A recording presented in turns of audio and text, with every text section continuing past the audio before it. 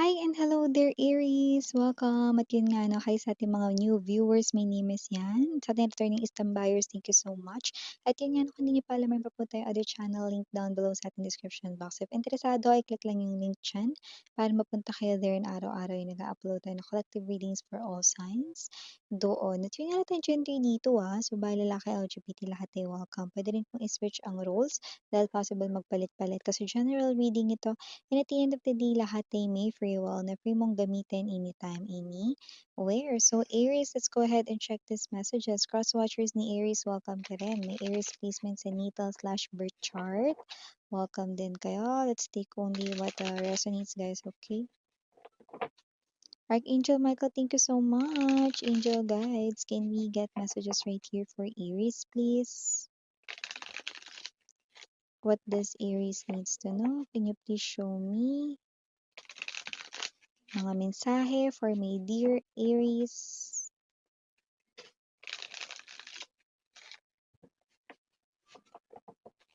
Okay, so let's go ahead and check these messages para kay Aries. So guys, you do have here the energy of Nine of Earth, Ace of Water, King of Air, Love, oh, Transformation, Eight of Earth, bottom of the deck, Eight of Fire. Could be seeing a lot of number eights, but doesn't have to be. Just take only what resonates. We have as well the Moon and the Nine of Water. Wow! So Aries, palapit na palapit ka na raw doon sa katuparan ng pangarap mo. Kung ano man ito yung pangarap mo na alam mo kung ano yan na malapit ng matupad at makamit mo. High chance related daw ito sa financial or career or trabaho mo. Pwedeng negosyo kung ikaw ay business owner or entrepreneur. Okay? At okay, isa pang magandang news dito, meron na ditong lumalakas ang loob, no, na tapusin ang pagiging single niya. Ay, gusto niya nang tapusin ang pagiging single niya at ipagtapat na sa'yo na ika'y kanyang minamahal. Pero with the moon, ano ito? Ang taong ito ay wala pa sa buhay mo, so ano yung pinagsasabi niyang yun? Ibig lamang sabihin ito ay new person, no? Ibig sabihin parang ito ay paunang mensahe na kailangan maghanda ka. Lalo na kung ikaw ay single Aries, no? Dahil meron ditong person na oo, hindi ka pa niya kilala ngayon. Oo, hindi niya rin siguro alam ang pangalan mo, pero siya yung tinutukoy dito. Ayan o, na taong susunod na magmamahal sa'yo. Yun o. I miss yan, susunod lang na magmamahal, hindi magsi-stay. Ang nega mo. Magsi-stay yan kasi nakita ko dito na siya ang magiging tuldok ng lahat ng kapaitan mo sa love, yan 'no. Transformation and love. Siya ang magtutuldok ng lahat ng kapaitan mo sa love, 'no? So, nakikita natin dito, 'no, na ano man 'yan, dalawa 'yan, puwedeng nasaktan ka dati, 'no, ng iyo rito na mga nakarelasyon. So, siya yung maghi-heal sa'yo or siya rito, 'no, yung magdadala ng malaking pagbabago at kasiyahan sa buhay mo kung single ka ngayon. Yun, 'di ba? So, maliban diyan sa napakagandang mga paunang mensahe, meron din siyempreng pangit. Pero manatili pa ring positibo, Aries. O may pagbabago rito, no, na parang kinatatakutan mo. Ano 'tong kinatatakutan mo, no, na malapit mo ng kaharapin. Huwag ka daw ditong matakot dahil, nakikita ko rito na maraming taong sumusuporta sa likod mo. Maaaring may kinalaman sa trabaho ito or sa personal mong buhay, no. Ganito lang 'yan mga bibs, no. Medyo masyadong malawak yung nakuha nating yun, pero okay, susubukan nating i-narrow down. Taray, narrow down, spell. So, parang ganito 'yan, okay. Huwag mong pansinin ang sinasabi ng nakararami kung may mga tao rito na handa ritong suportahan at naniniwala sa'yo, okay. So, mag-stick ka sa mga taong 'yun, okay. Tama, huwag mong intindihin yung mga tao sa paligid because nakikita ko dito na parang may mga tao ritong hindi naman manduduro pero maaaring i-judge ka. bagay na posibleng kinatatakutan mo. Pero stand firm, Aries, because you've got this. You have less people in your life, but that's okay. That's okay.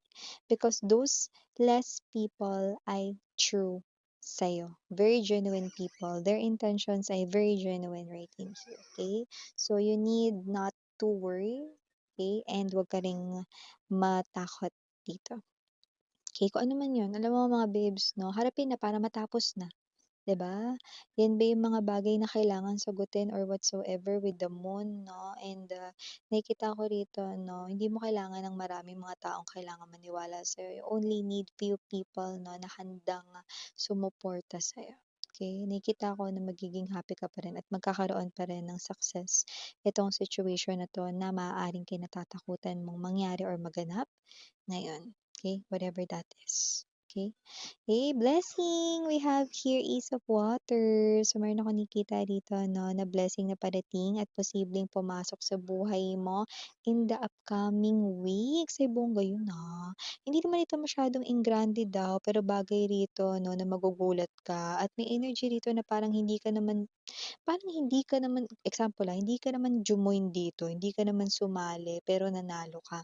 Parang ganun yung energy. So, puwedeng sabihin natin literal yan na premyo na makukuha mo pero hindi ka naman talaga sumali, wala kang entring pinasa or whatsoever 'no. Hindi ko naman nakikitang ito ay isang klase ng scam or what 'no, pero may mare-receive ka. Like let's say ganito, okey? Yung friend mo, yung nanalo kunyari sa trip to ganito na lugar, okey, at dahil ikaw ang kanyang friend or BFF ka niya rito 'no, nakikita ko na isasama ka niya. So, ibig sabihin 'no, maaaring maka-receive ka rito ng good news, Aries, na, "Uy, Aries, alam mo ba nanalo ko rin sa sinalihan ko, trip to ganito 'no." Ay, talaga? Congrats bes, 'yan 'no. Ikaw yung isasama ko dun, 'yan oh, BFF for life, 'yan oh, example lang 'yan, So, magugulat ka kasi yung blessing na yun hindi naman talaga ikaw yung mismong parang, sumali dun 'no, pero eto ka 'no, nadamay ka dun sa suwerte 'no. Ang sarap ng talaga ng feeling 'no, kapag nadadamay ka sa suwerte. Yung pakiramdam na libre ka, 'di ba? Ay, 'di ba? Oh, example yun, but it could be any other specific situations, 'no? Kaya naman, just take only what resonates, Aries, 'no? But good news, ay definitely coming your way, 'no? Madadamay sa swerte. Ay, I like that, 'no? Madadamay sa swerte. Okay? O, nakikita ko dito, maaaring meron ka ditong i-review, 'no? Pwedeng hindi rin ikaw itong magre-review, pwedeng ikaw ang i-review. Ay, ano yun? Meron ba dito na parang newbie pa lang sa bagong pinapasukang trabaho or baka bago ka lang diyan? May mataas na tyansa 'no, na ikaw ay ma-regular kung bago ka pa lang diyan. Ay bongga yun, Nakikita ko kasi na nakikita ko na agad kasi yung resulta ng evaluation mo. So talagang, plakado 'no, paldo. Paldo yung mga taas ng score mo dito 'no, hakot. So nakikita ko dito na talagang ginalingan mo. Iba naman, puwedeng hindi naman 'to tungkol sa bagong pasok ka sa bagong trabaho 'no, pero maaaring nire-review ka ng boss mo or ng owner ng company pinagtatrabahuhan mo 'no, or baka a potential business partner nun ikaw yung kukunin 'no. So it could be a collaboration right in here or could be a promotion to some of you 'no. So nakikita ko na agad yung resulta.